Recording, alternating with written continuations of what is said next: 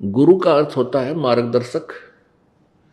और किसी व्यक्ति ने अपने घर जाना है और किसी से वो मार्ग पूछ रहा है और उस नालायक ने उसको उसके अपने घर के विपरीत दिशा बता दी, उसके घर के विपरीत मार्ग बता दिया। उसने विश्वास किया यात्री ने उस नालायक की बातों पर और दूसरी दिशा पकड़ कर उधर को चल दिया,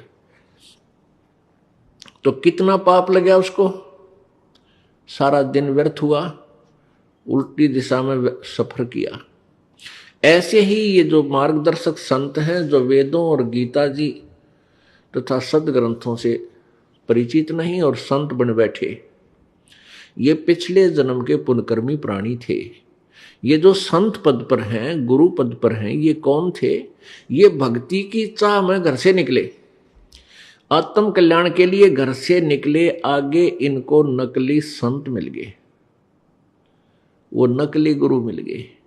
उन नकली गुरुओं में क्योंकि वो अच्छी आत्माएं थी, उन गुरुओं के साथ उनका एक नेक नाता भी बन गया और उनकी पिछले पुण्य कर्मों के कारण उनका स्वभाव भी अच्छा, उनकी लगन भी अच्छी देख करके किसी को तो उत्तराधिकारी बना दिया, किसी को प्रचारक बना दिया उस अज्ञान का।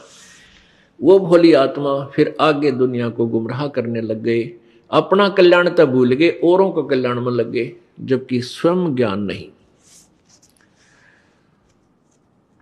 और पूरी पृथ्वी पर अब यही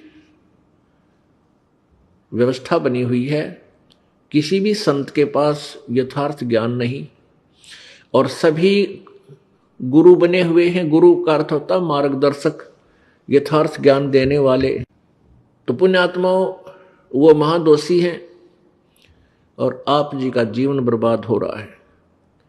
अब वहां जो 10, 15, 20 वर्ष से लगे हुए थे उन संतों, नकली संतों के पास, उनकी पुण्य कमाई जो थी वो समाप्त हुई। अब उनकी दुर्गति शुरू होगी। उन पंथों में दुखी हुए प्राणी अब यहां आ रहे हैं, अपनी गाथा बता रहे हैं कि मेरे पास सब सुख था, अच्छा व्यवसाय था, खूब दान करते थे, वहां सेवा भी करते थे, महीने में जाते थे, हफ्ते में जाते थे, और सब कुछ लुट गया। मानसिक परेशानी होगी, घर में भी कष्ट, भूत बोलने लग गए। और तेरा गजब है। अब पुण्यात्माओं, वो अच्छा समय उन नालायक संतों ने बर्बाद करवा दिया। पहले तो जो उनको सुख था 10, 5, 20 वर्ष तो इसलिए रुके रहे कि हमारे घर में सुख हो रहा है, और वो हो रहा था उनके पिछले पुण्य से। जब वो पुण्य खत्म हो गए तो पाप का दौर शुरू हुआ। पाप का दौर शुरू हुआ तो उन संतों के पास समाधान नहीं कि वो प्रारब्ध में यानी किस्मत में आए संकट को वो निवारण कर दें। अब फिर वो उनकी थ्योरी, उनका सिद्धांत सुनकर के कर्म तो भोगना ही पड़ता है, इसलिए फिर कुछ दिन वहीं पड़े रहते हैं कि भी यूं कहते हैं कर्म का दंड तो भोगना ही पड़ता है, इसलिए कोई बात नहीं, ये भी भोगेंगे।